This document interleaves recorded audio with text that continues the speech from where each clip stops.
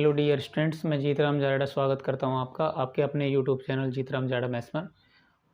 आइए दोस्तों, स्वागत है आपका हमारे फाउंडेशन बैच के नए वीडियो में। इससे पहले हमने 91 तक कवर कर लिए थे। प्रतिशत के टॉपिक 92 वाले क्वेश्चन को लेके चलते हैं। एक परीक्षा में उत्तीर्ण होने के लिए 35% अंक लेने होते हैं। एक अभ्यर्थी को 40 अंक मिले तथा वह 30 अंकों से अनुत्तीर्ण हो गया। परीक्षा के अधिकतम अंक कितने हैं? एक परीक्षा में पास होने के लिए 35% अंक चाहिए थे। एक अभ्यर्थी 40 नंबर ले आया और 30 अंकों से फेल हो गया, तो परीक्षा के पूर्णांक कितने हैं, यानी अधिकतम अंक कितने हैं? यानी परीक्षा में पासिंग मार्क हमें दिया है 35% और एक अभ्यर्थी प्राप्त करता है 40 अंक और फिर भी फेल हो जाता है 30 अंकों से। यानी अगर उसे पास होना है तो 35% नंबर लाने पड़ेंगे, लेकिन वो 40 नंबर लेके आया और 30 नंबरों से फेल हो गया। यदि हमें इसे पास करना था तो इसे 30 नंबर और लाने थे। 30 नंबर और यदि हम दे दें तो ये पास हो जाएगा, और पास हो जाएगा तो इसके पास नंबर हो जाएंगे 70, यानी ये 70 नंबर पे पास होता है। अब एक बात निकल के आई, या तो कह दो कि 35% पे पास होता है, या फिर कह दो कि ये 70 नंबर पे पास होता है। इसका मतलब ये हुआ कि 35% के बराबर जो नंबर बनेंगे वो होंगे 70। तो बोले परीक्षा के अधिकतम अंक या पूर्णांक पूछे तो वो निकलेंगे पूरे परसेंट, यानी 100% पे। यानी 100% बराबर हम क्या मान लेंगे, x। परसेंट से परसेंट कैंसिल आउट, 35 से 70 गया 2 बार, और 2 को 100 से गुणा किया तो x की वैल्यू आ गई हमारी 200 अंक। यानी परीक्षा के अधिकतम अंक या पूर्णांक कितने हैं, 200। यानी जैसा परसेंट दिया है, जिस वैल्यू का परसेंट दिया है अंकों में, उसी ही वैल्यू को उसके बराबर में रखेंगे और सॉर्ट आउट करेंगे। जैसे और बढ़ते हैं ऐसे ही प्रश्नों के साथ आगे। ये फेल पास वाले जो प्रश्न है और चुनाव संबंधित जो प्रश्न आते हैं, ये अपने प्रतिशत के टॉपिक के ये मुख्य टाइप मानो आप दोनों। अगला, किसी परीक्षा के लिए उत्तीर्णांक 40% है। एक विद्यार्थी 185 अंक प्राप्त किए तथा वह 15 अंकों से अनुत्तीर्ण हो गया, तो परीक्षा के अधिकतम अंक कितने हैं? यानी कि इस बार पासिंग मार्क 40% चाहिए। इस बार पासिंग मार्क 40% चाहिए, लेकिन एक विद्यार्थी जो है वो प्राप्त करता है 185 अंक और फिर भी फेल हो जाता है वो 15 अंकों से। यानी एक विद्यार्थी को पासिंग मार्क 40% चाहिए, लेकिन वो 185 नंबर प्राप्त करके 15 नंबरों से फेल हो जाता है, तो परीक्षा के अधिकतम अंक यानी पूर्णांक कितने हैं? तो हम देखते हैं, 40% पे पास हो जाता, लेकिन 185 नंबर लेके आया और 15 अंकों से फेल हो गया, तो हम यूं कहते हैं यदि इसको हम 15 अंक और दे दें तो ये पास हो जाएगा, और पास हो जाएगा तो इसके पास नंबर कितने हो जाएंगे, 200। यानी ये 200 नंबर पे पास होगा तो इसकी 40% बन जाएगी, क्योंकि पासिंग मार्क 40% चाहिए। कम से कम पास होने के लिए 40% अंक चाहिए, और कम से कम अंकों की संख्या 200 चाहिए पास होने के लिए। तो हम कह सकते हैं कि 40% के बराबर 200 नंबर है। तो पूर्णांक की बात करें या अधिकतम अंकों की बात करें तो वो 100% के बराबर होगा। अभी यहाँ प्रतिशत है, यहाँ भी प्रतिशत है, आप रखें तो कोई दिक्कत नहीं, नहीं रखें तो कोई दिक्कत नहीं। 0 से गई 0 और 4 का भाग 100 में दिया 5 बार, 5 को 100 से गुणा किया तो हमारी x की वैल्यू आ गई है 500। यानी परीक्षा के अधिकतम अंक कितने हैं, 500 है। चलो, ये पहली टाइप मानो आप फेल पास वाले प्रश्नों की, जहां आपको पासिंग मार्क देके फेल पास वाले अंक देगा। आगे आइए, किसी परीक्षा के लिए लड़कियों तथा लड़कों के लिए उत्तीर्ण प्रतिशत क्रम से 35% तथा 40% है। एक लड़के ने 483 अंक प्राप्त किए तथा वह 117 अंकों से फेल हो गया, तो लड़कियों के लिए उत्तीर्ण न्यूनतम अंक कितने हैं? यानी इस बार अलग अलग दिए लड़के और लड़कियों की प्रतिशतता। देखते हैं,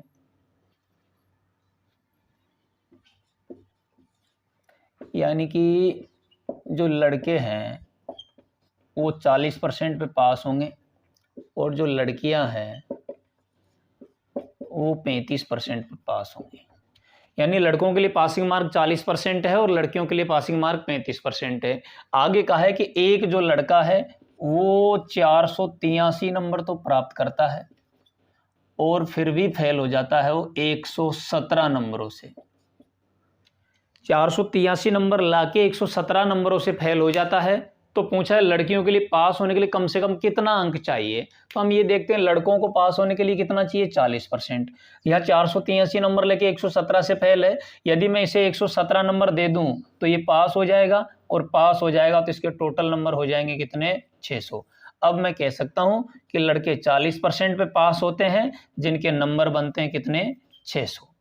तो लड़कियां कितने परसेंट पे पास होंगी, यानी कितने अंकों पे पास होंगी, तो हम 35% पे पास करेंगे लड़कियों को जैसा उसने दिया है। देखते हैं नंबर कितने बनेंगे। मान लिया x, परसेंट से परसेंट गया, 0 से गई 0, 4 का भाग 60 में दिया 15 बार, 15 गुणा 35 करेंगे, x की वैल्यू आ जाएगी कितने अंक चाहिए, 15 5 75 का 5 हासिल की 7, 15 3 45 और 7 52, यानी कितने अंक चाहिए इस लड़कियों को, 525 अंक चाहिए लड़कियों को। यानी लड़कों को तो चाहिए 600 अंक और लड़कियों को चाहिए 525 अंक। चलो देखते हैं आगे। अभी हम पहली टाइप पे चल रहे हैं, थोड़ा सा घुमाया था बस, आगे बढ़ते हैं। और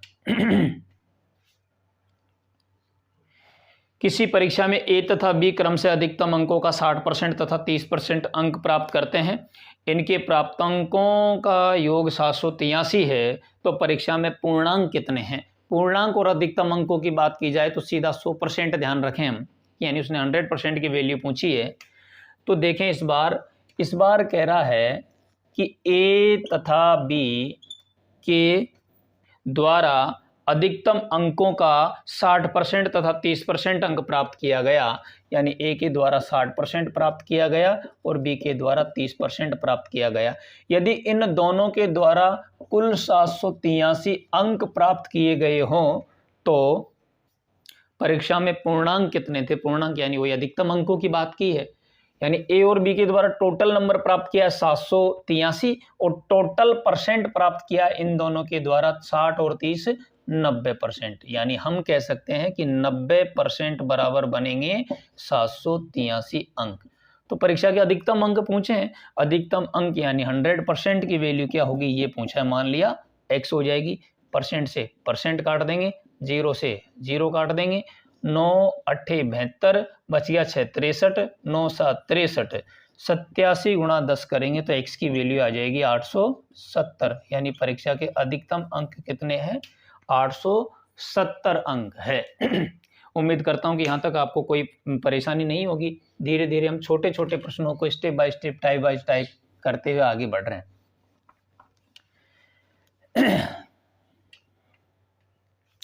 और देखते हैं आगे 96, बहुत अच्छा प्रश्न है।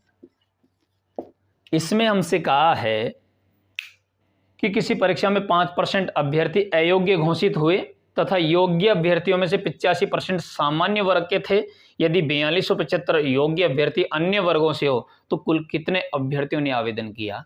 यानी जितने भी अभ्यर्थी थे टोटल, उनमें से 5% तो अयोग्य थे, जो परीक्षा देने के योग्य है ही नहीं, तो फिर 5% माइनस कर देंगे। उसके अलावा 85% सामान्य वर्गों के हैं, लेकिन हमें जो लास्ट में संख्या दी है वो अन्य वर्गों की दी है, तो सामान्य वर्गों को हटाने के बाद जो वर्ग बचेंगे उनकी संख्या में दी है।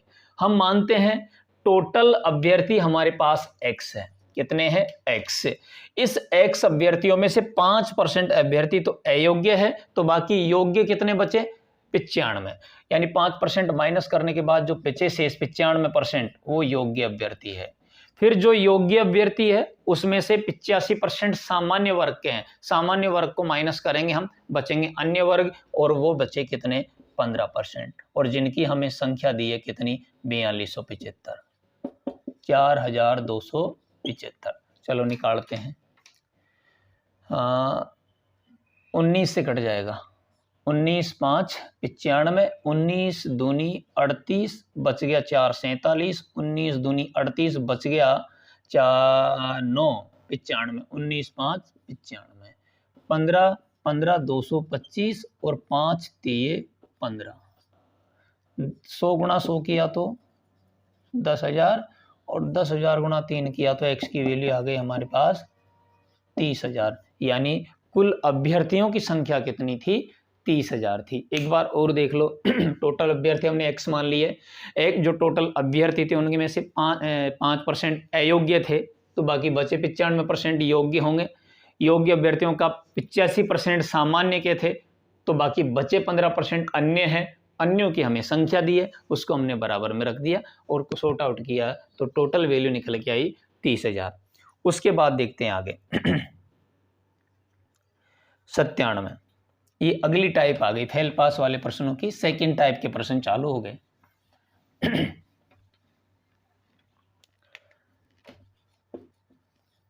97 देखें, एक परीक्षार्थी 30% अंक प्राप्त करके 5 अंकों से अनुत्तीर्ण हो जाता है। एक अन्य विद्यार्थी 40% अंक प्राप्त करके आवश्यक न्यूनतम अंकों से 10 अंक अधिक प्राप्त करता है, तो उत्तीर्ण होने के लिए आवश्यक न्यूनतम अंक कितने हैं? ऐसे प्रश्नों में हमेशा दो विद्यार्थियों के बीच में तुलना होगी। एक विद्यार्थी ऐसा है जो कम % अंक प्राप्त करके फेल हो जाएगा, और दूसरा विद्यार्थी ऐसा है जो ज़्यादा % अंक प्राप्त करके जो आवश्यक पासिंग मार्क होंगे उनसे ज़्यादा ले आएगा। फिर आपसे पूछे जाएंगे कि कुल पूर्णांक कितने हैं, या फिर पासिंग होने के लिए कम से कम कितना अंक चाहिए, या फिर पास होने के लिए न्यूनतम कितना % अंक चाहिए। ऐसे 2-3 प्रश्न ऐसी जगह पे बन सकते हैं। चलो हम स्टार्ट करते हैं, देखते हैं पहले प्रश्न को। एक परीक्षार्थी 30% अंक प्राप्त करके 5 अंकों से फेल हो जाता है, यानी जो पहला छात्र है वो 30% अंक प्राप्त करके 5 अंकों से फेल हो जाता है। फेल को हम माइनस से दर्शाएंगे, पास होने से जो अधिक रहेगा उसको हम प्लस से दर्शा लेंगे। और जो दूसरा छात्र है वो 40% अंक प्राप्त करके आवश्यक न्यूनतम अंकों से 10 अंक अधिक ले आता है। ये प्राप्त करता है 40% और आवश्यक न्यूनतम अंकों से ये 10 अंक अधिक ले आता है। इस प्रकार के प्रश्नों में चाहे हमसे कुछ भी पूछे, सबसे पहले हम पूर्णांक निकालेंगे। हमें टोटल नंबर निकालना है, उसके बाद हम प्राप्त करवाएंगे, फेल करवाएंगे, पास करवाएंगे। तो हमें सबसे पहले पूर्णांक निकालना है, यानी अधिकतम अंक निकालना है। और पूर्णांक के लिए आप एक छोटी सी ट्रिक याद रखेंगे कि अंकों का तो कर देंगे योग, अंकों का कर देंगे योग, और परसेंट का कर देंगे अंतर। और हम जानते हैं परसेंट का जो अंतर आएगा वो, जैसे 30 और 40 का अंतर 10% रहेगा, तो 10% जो आएगा वो अंतर 10% में ही आएगा।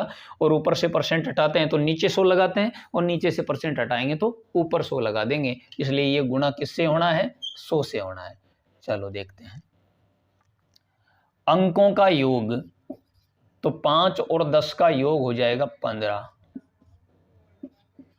बटा परसेंट का अंतर 30 और 40 का अंतर हो जाएगा 10%, गुणा 100। 0 से गई 0, 15 गुणा 10 किया तो 150 अंक। यानी टोटल पूर्णांक कितने हैं, परीक्षा के अधिकतम अंक कितने हैं जिनमें से फेल पास हो रहे, वो है 150 अंक। उसके बाद ये कह रहा है कि न्यूनतम पास होने के लिए कितना अंक चाहिए। तो किसी भी स्टूडेंट से आप निकाल सकते हो, जैसे न्यूनतम अंक हमें निकालने हैं, चाहे पहले छात्र से निकाले चाहे दूसरे छात्र से निकाले। पहले से निकालेंगे तो हम क्या करेंगे, ये 150 नंबर होंगे, इनका कितना % लाता है? 30%। परसेंट हटाएंगे, बटे में जाएगा 100, 2 0 से गई 2 0, 15 3 45। ये कितना नंबर लाता है? 43 नंबर लाता है। और फिर भी फेल कितने से होता है? 5 नंबरों से फेल होता है। तो हम इसको 5 नंबर और दे देंगे और पास करवा देंगे, और कह देंगे कम से कम कितना अंक नंबर चाहिए पास होने के लिए? 50 अंक चाहिए। ऐसा यदि हम चाहे दूसरे छात्र से निकालना, तो फिर हम 150 अंकों के 40% निकालेंगे, और 40% का मतलब है 15 चौके 60, यानी कि 2 0 से 2 0 काटे, बोले 15 चौके 60 अंक प्राप्त कर रहा है। और जो पास होने से ज़्यादा लाया है उसको माइनस कर देंगे हम, और पास लायक छोड़ देंगे, बोले कितना अंक? 50 अंक। किसी भी छात्र से निकाल सकते हैं। सबसे पहले हम ध्यान रखेंगे पूर्णांक निकालेंगे। पूर्णांक के लिए ट्रिक याद रखेंगे, अंकों का योग बटे परसेंट का अंतर। बाकी निकल जाएगी। उसके बाद पहले छात्र जो फेल हो रहा है उससे निकाल रहे हैं, तो जो टोटल नंबर प्राप्त कर रहा है उसमें जोड़ देंगे, पास हो जाएगा। और जो पास होने से ज़्यादा ला रहा है उसका टोटल नंबर प्राप्त करवाने के बाद जो ज़्यादा नंबर थे उसको माइनस कर देंगे, पास होने के लायक छोड़ देंगे। चलो और देखते हैं आगे।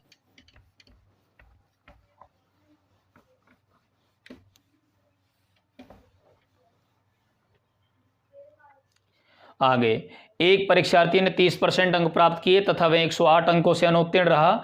दूसरे परीक्षार्थी ने 52% अंक प्राप्त किए। जो उत्तीर्ण होने के लिए आवश्यक अंक थे उनसे 24 अधिक है, तो उत्तीर्ण होने के लिए कम से कम कितने परसेंट अंक चाहिए। इस बार परसेंट के साथ पूछा है, यानी पहला छात्र 30% नंबर लाता है और 108 अंकों से फेल होता है। दूसरा छात्र 52% अंक लाता है और पास होने से 24 अधिक लाता है। पहला छात्र 30% अंक लेके 108 से फेल होता है, दूसरा छात्र 52% अंक लेके पासिंग मार्क जो थे उनसे 24 अधिक लाता है। तो उत्तीर्ण होने के लिए कम से कम कितना परसेंट अंक चाहिए, ये हमसे पूछा है। तो ऐसे प्रश्न में मैंने आपको बताया था कि सबसे पहले हमें क्या निकालना है, पूर्णांक निकालना है।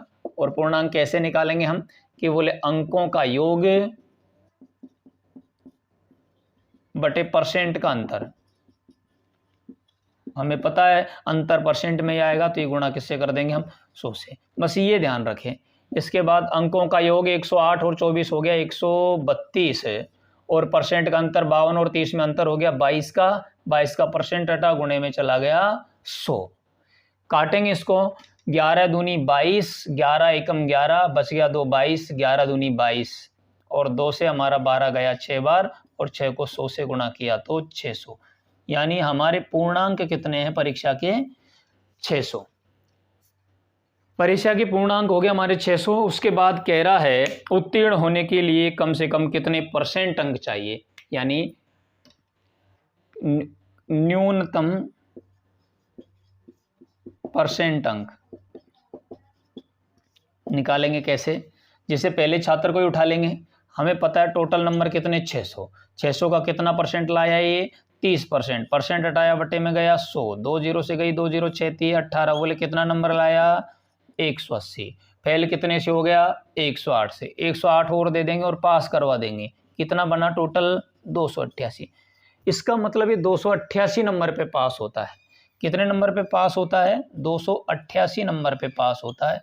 लेकिन इस बार अंक नहीं पूछे, इस बार पूछा बोले कितने परसेंट पे पास होता है। तो हमें जब परसेंट निकालना है तो हमें पता है 288 नंबर चाहिए पास होने के लिए, कितने में से चाहिए, 600 में से चाहिए। तो 288 बटा 600 और गुणा किससे कर देंगे, 100 से।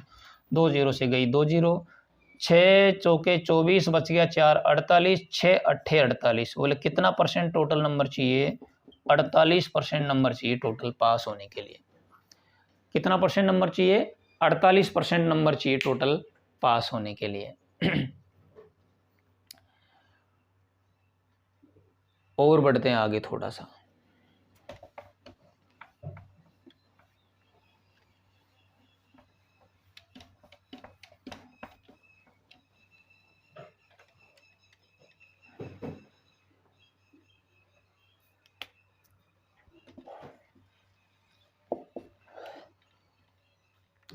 एक छात्र को परीक्षा में उत्तीर्ण होने के लिए 40% अंक लेने थे। उसने 178 अंक प्राप्त किए तथा 22 अंकों से फेल हो गया। कुल पूर्णांक कितने थे। जहाँ से क्वेश्चनों की शुरुआत की थी उसी के जैसा क्वेश्चन रिपीट हुआ है, देखते हैं। यानी पासिंग मार्क इस बार दिए हैं 40%, पासिंग मार्क इस बार दिए हैं 40%। और एक छात्र 178 नंबर प्राप्त करता है, 178 नंबर प्राप्त करके वो फेल हो जाता है कितने नंबर से, 22 नंबर से। 178 में यदि हम 22 जोड़ देंगे तो इसे पास कर देंगे, और पास कर देंगे तो इसके बाद नंबर हो जाएंगे 200। तो हम कह सकते हैं कि 40% का वैल्यू कितना है, 200 है। परीक्षा के अधिकतम अंक या पूर्णांक पूछे तो 100 याद रखें। बोले 100 बराबर कितना, x। 0 से गई 0, 4 से भाग 20 में दिया 5 बार, 5 को 100 से गुणा किया तो x की वैल्यू आ गई 200। इसका मतलब परीक्षा के अधिकतम अंक कितने निकले, 200 निकले। चलो और देखते हैं आगे इसके। उम्मीद करता हूँ कि इस फेल पास वाले प्रश्नों में, इन फेल पास वाले टाइपों में हमें कहीं कोई दिक्कत नहीं होगी। आगे और बढ़ते हैं।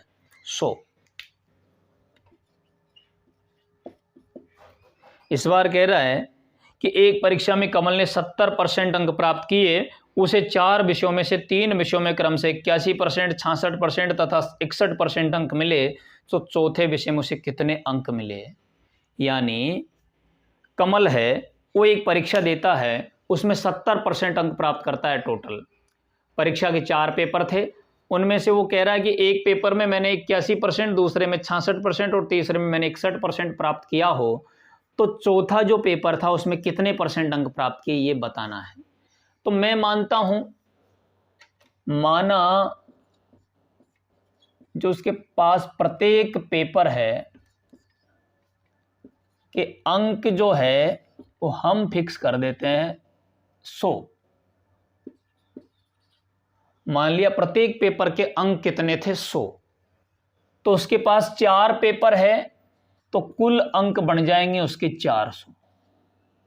कुल अंक बन जाएंगे उसके 400। जब एक पेपर 100 नंबर का है तो 4 पेपरों के टोटल नंबर बन जाएंगे 400। तो कुल प्राप्तांक निकालते हैं उसके।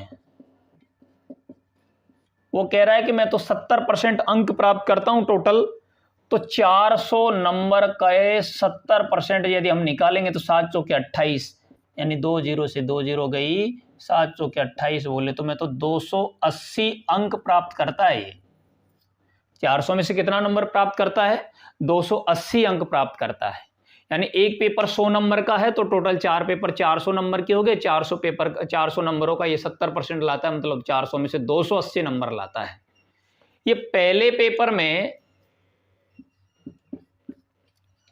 नंबर लाता है 81%, तो पेपर तो 100 नंबर का था ना, 100 का 81% निकालेंगे तो 100 का 81% निकाल, 100 के साथ जैसी संख्या निकालते हैं वैसी निकल के आती है। 81 का परसेंट हटेगा, बटे में गया 100, 2 0 से 2 0 गई, मतलब पहले पेपर में कितना लाया 81। इसी हिसाब से दूसरा जो पेपर था उसमें कितना लाया ये 66%, तो दूसरे में लेके आएगा ये 66। तीसरे में कितना लाया ये 61%, तो ये तीसरे में लाया 61। टोटल नंबर बने इनके 6 2 8 12 और 20, 8 20 बोले 208। यानी 3 पेपरों में टोटल नंबर ले आया ये 208, जबकि चारों पेपरों में नंबर थे 280। तो ये चौथे विषय में नंबर हमसे मांग रहा है, तो चौथे विषय में नंबर जो बनेंगे इसके, वो हमें पता है कि जब चारों विषयों का नंबर 280 है और तीनों विषयों का नंबर 208 है, तो 280 में से 208 माइनस कर दे, यानी चारों पेपरों में से 3 पेपरों के नंबर यदि हम माइनस कर दें तो चौथे विषय के नंबर आ जाएंगे कितने 72। और 72 कितने में से लाया होगा, एक पेपर के नंबर टोटल 100 है, 100 में से 72 लाने का मतलब है कि चौथे विषय में वो 72% अंक लाया है। उम्मीद करता हूँ यहाँ कहीं कोई दिक्कत नहीं होगी आपको। कह रहा है कि कमल एक परीक्षा में 70% अंक प्राप्त करता है, हमने उसका एक पेपर का नंबर हमारे हिसाब से 100 मान लिया, तो 4 पेपर दिए उसने, 4 पेपरों के 400 नंबर टोटल हो गए। 400 नंबरों का वो 70% लाया, यानी कि 280 नंबर लाया। और 280 नंबर चारों विषयों में जब ला रहा है तो पहले विषय का बता रहा है मैं 81 लाया हूँ, दूसरे में 66 लाया हूँ, तीसरे में 61 लाया हूँ, मतलब तीनों विषयों में मिला के 208 लाया हूँ। जब 4 में 280 और 3 में 208 है, तो 4 पेपरों में से 3 पेपरों के नंबर माइनस कर देंगे, चौथा विषय अपने आप निकल जाएगा। मान लिया वो चौथे विषय में ले लिया उसने कितना 72% नंबर ले लिया। और बढ़ते हैं आगे।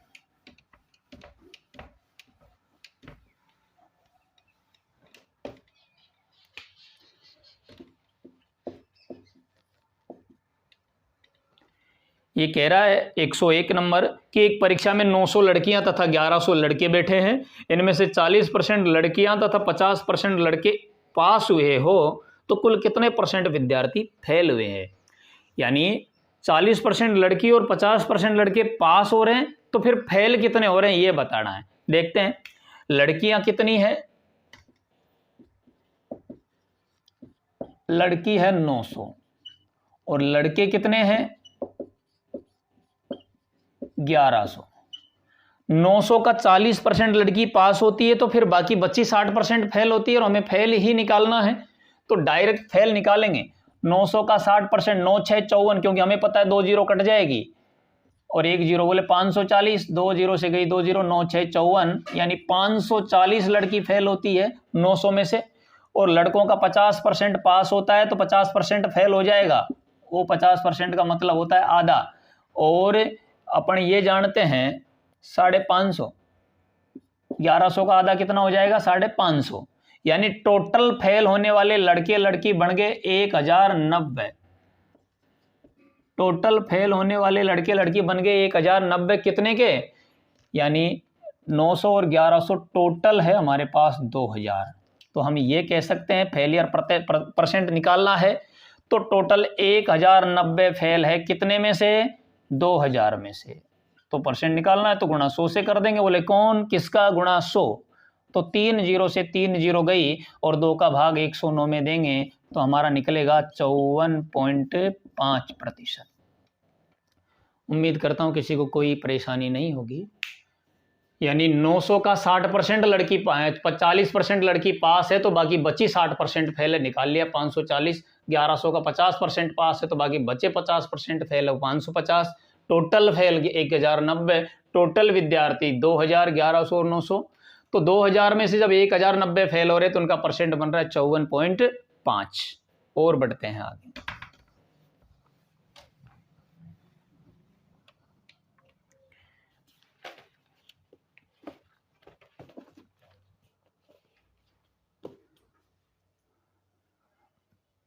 कल मिलते हैं दोस्तों आगे अगले वाले पार्ट को लेकर।